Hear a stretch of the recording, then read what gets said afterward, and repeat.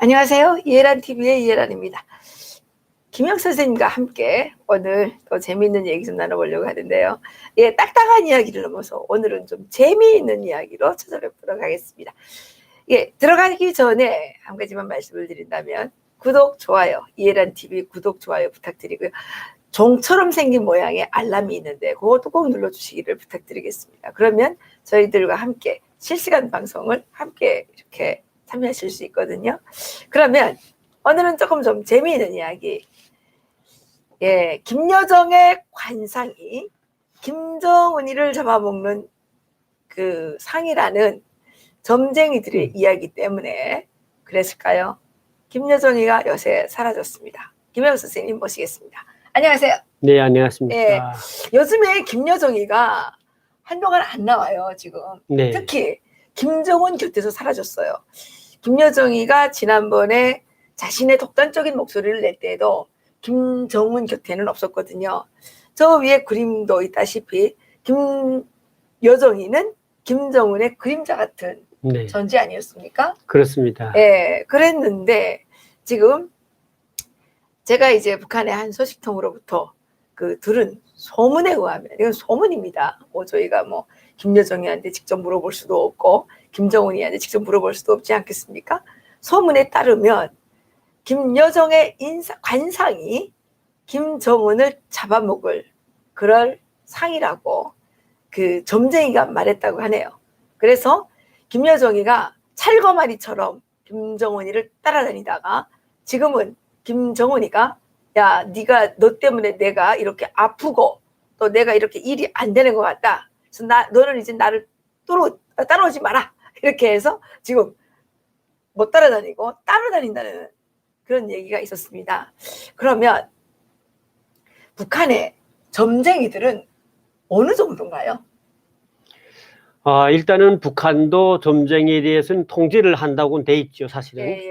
예, 그럼에도 불구하고 중앙당부터 각급 노동당 간부들, 네, 그리고 군부, 그러니까 간부들일수록 오히려 더 많이 보는 거고요. 그리고 일반인들은 마찬가지로 점을 많이 보죠. 북한에서는 뭐 여기는 무속인 이렇게 말을 하잖아요. 근데 북한은 뭐 무속인 이런 말 아니라 그 점쟁이라고 그러죠. 점쟁이라고 하죠. 예. 제가 좀 재미나는 이야기 한 가지 좀 할 건데, 네. 김정일도 이제 점을 많이 봤어요. 김정일 점을 많이 봤죠. 점쟁이를 몇 명 데리고 있다는 얘기가 있었는데. 그러니까 그게 저희 연구원에 있던 우리 연구원에 이제 그 4명으로 구성된 그렇죠. 고려 이제 의학 전문 센터가 있었어요. 그러니까 그분들은 고려의학이라고 하게 되면 한의사죠.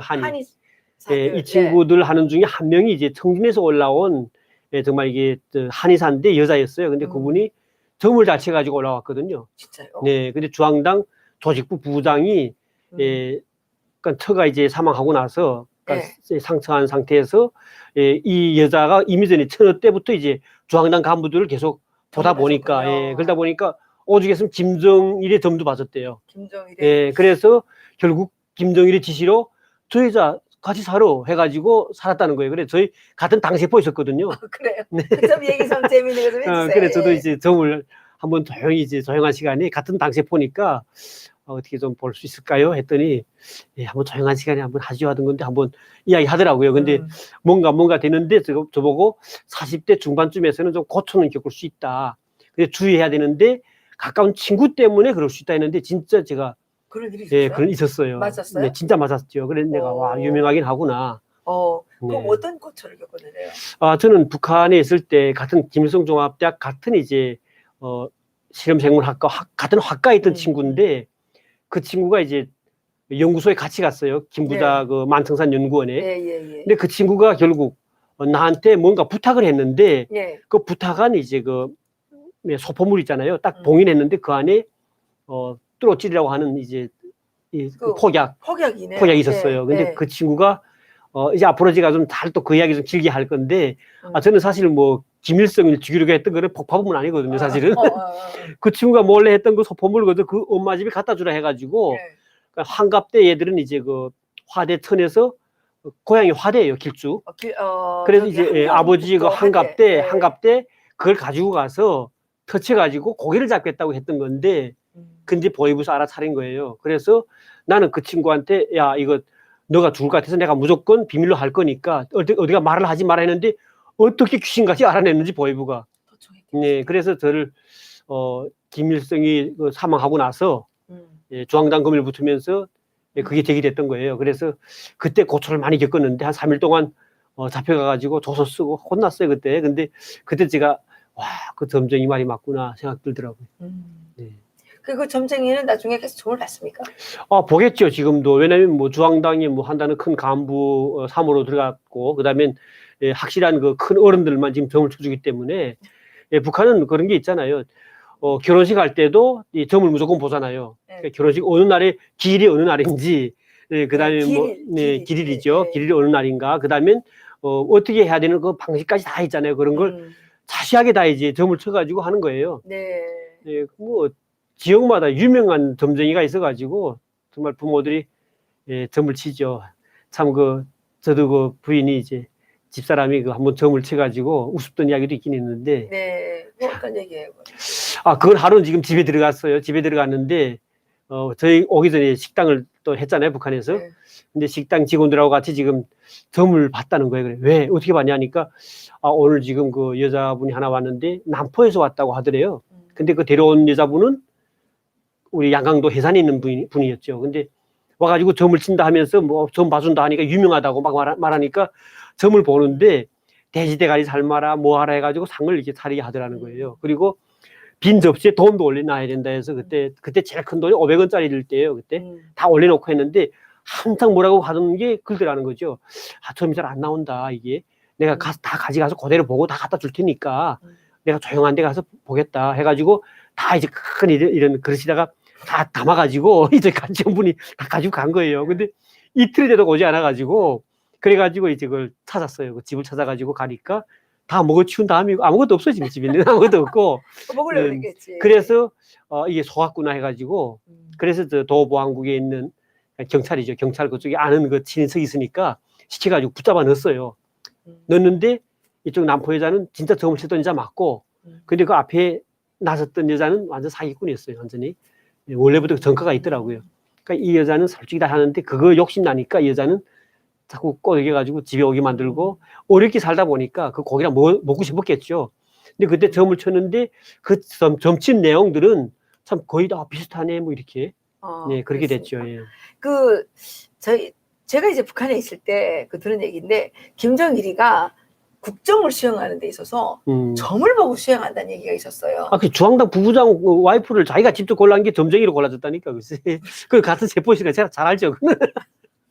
네. 어쨌거나 지금 김여정의 관상이 김정은을 잡아먹을 상으로 이렇게 점괘가 나와서 김여정이가 지금 김정은이를 전혀 따라다니지 못하고 있어요. 김여정이가 마지막으로 김정은을 따라다닌 게 언제죠? 일단은 따라다니다가 그다음에 단독적으로 나왔던 게 6월 4일 날 담화를 하면서 그 전에 좀 안 따라다녔어요. 네, 그때도 잘 안 따라다녔죠. 근데 일단은 이제는 많이 근데 그 이후에 한 번 또 이제 비상학대회 할 때 쭉 앉은 좌석에 제일 오른쪽 끝에 앉았는데 끝에 앉았죠. 네, 끝에 앉았던 건 그러니까 있었어요. 예. 옛날에는 김정은이 옆에 그렇죠. 딱 붙어 다녔는데 김정은이가 진짜 야 넌 내 옆에 가까이 오지 마라. 너는 나를 잡아먹을 관상이기 때문에 그렇게 한 것 같아요. 그러니까 저는 그 시청자분들한테 말씀드리고 싶은 거는 이게 지금 북한 주민들한테서 지금 오가는 말이잖아요. 이게 지금 예, 결국 북한 주민들이 지금 김여정이가 나타나니까 또 관심사로 이야기되던 과정에 누가 어떻게 이야기 나왔던 것 같은데 혹시 이 이야기 중에는 진짜 이제 그 안의 내용이 빠져나올 수가 있어요. 왜냐하면 예, 북한은 항상 그러잖아요. 이제 뭐 우리처럼 인터넷이 발달 안 돼 있지만은 인터넷은 없지만 사람들이 이제 장마당에서 이제 막 소리 이제 이야기로 이제 막 말이 퍼져나가는 거잖아요.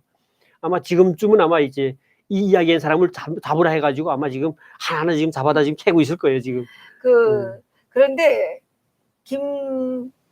김일성의 아버지 김형직의 누이 동생이 김형옥인가? 김형옥, 김형실 몇 명 됐어요. 예, 있어요. 그 중에 한 명이 점쟁이라고 그러더라고요. 유능한 점쟁이인데 이제 이 3대에 가면 그 김씨 정권이 반드시 망한다. 그런 소문을 점쟁이들이 이제 퍼뜨리고 다니고 있었는데 어쨌든 북한은 점쟁이들이 참으로 많아요. 그렇죠. 특히 김일성 죽은 다음에 고난의 행군대에 와 우리 집에도 막 어디서 지나가던 점쟁이들이 막 와가지고 때가 찌득찌득하게 꽃제비가 돼 보이는데 그렇죠. 점쟁이라 그래가지고 내 젖지도 못하고 혹시 우리 집을 저주할까봐 그랬던 적이 있었는데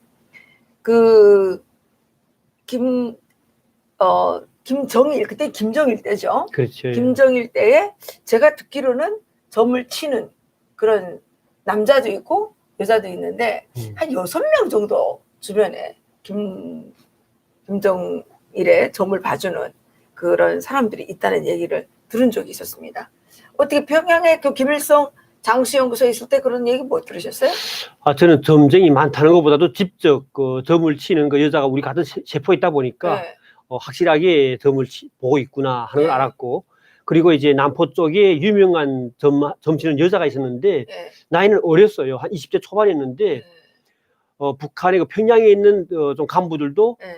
그 여자를 데려다가 점 치려고 했었고, 특히 이제 무역하는 사람들 또 외무성에 있는 사람들도 그 여자를 이제 어떻게 알아내가지고 한번 평양 올라오면 그 여자는 올라오면 위아 택시라고 옛날 그 닛산 차 있잖아요. 닛산, 52번호 딴 예. 그 차만 타고 다녔고 간부들 집들이 다니면서 점 펴주고 갈 때는 달러만 받고, 옛날에 그 바꿈돈표라고 네. 위아 바꿈돈표가 있었는데 네. 달러죠. 달러를 계속 받아가지고 완전 달러벌이만 하면 하던 여자인데 진짜 그 여자 점은 너무도 맞아가지고 네. 사람들이 신기하다 진짜로.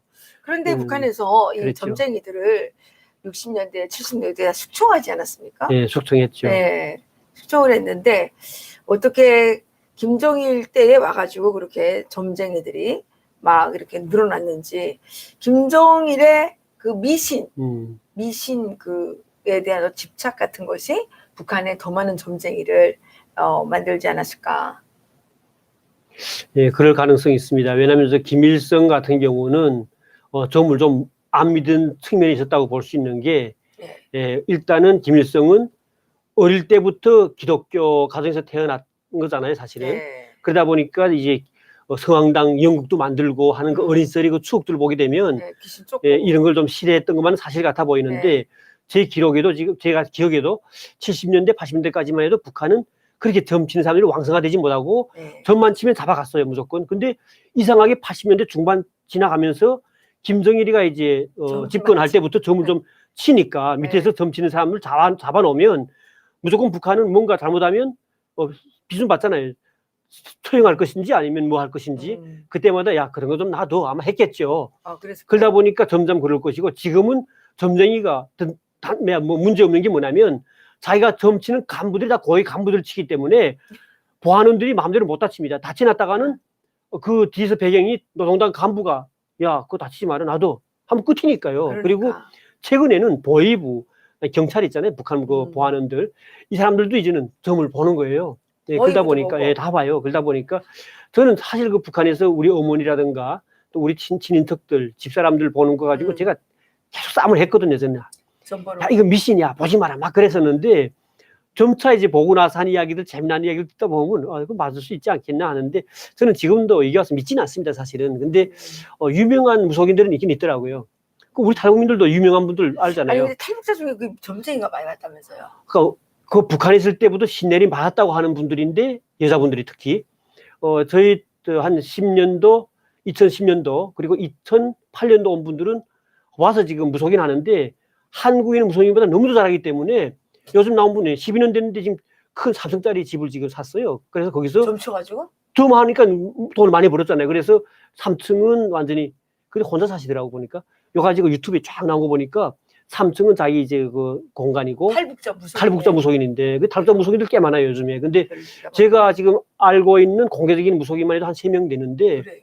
한국 분들이 오히려 한국 사람한테 가는 게 아니고 북한에서 온 그 친구들한테 간다는데, 우선 그 친구들 그 이제 이 무속 점 치는 게 너무도 이제 신통하니까 소문이 막 자자하다는 거예요 주변에. 네, 그런 게 있더라고요. 그래요? 네. 예, 오늘 여기서 마치겠습니다. 이해란 TV 구독, 좋아요 부탁드리겠고요. 또 통일약과 능라밥상 많이 애용해 주시면 고맙겠습니다. 다시 한번 공지를 드리는 것은요. 8월 14일 오후 1시 반부터 국회 의원회관 제1소회의실에서 북한의 김일성, 김정일 헌법을 자유헌법으로 바꾸자는 세미나가 열립니다. 북한의 사회주의 헌법 전문에는 이렇게 되어 있습니다. 조선민주주의 인민공화국 사회주의 헌법은 위대한 김일성, 김정일 동지의 국가건설 사상과 국가건설 업적을 법제화한 김일성, 김정일 헌법이다. 이렇게 돼 있는데 이거 바꿔야 되지 않겠습니까? 박지원 국정원장님, 이인영 통일부 장관님, 여러분들께서 뭐 북한에 좀 퍼줘도 좋아요. 퍼줄 때 헌법을 바꾸도록 유도를 하면서 퍼주면 그거는 통일운동이 되겠지만 그냥 묻지도 말고 따지지도 말고 김여정이가 그냥 보내라 그러면 보내고 김정은이가 가져와라 그러면 가져가고 이렇게 거수기 종로릇을 하게 되면 앞으로 역사에 길이 기록될 역적으로 남을 것입니다. 오늘 여기서 마치겠습니다. 고맙습니다. 감사합니다.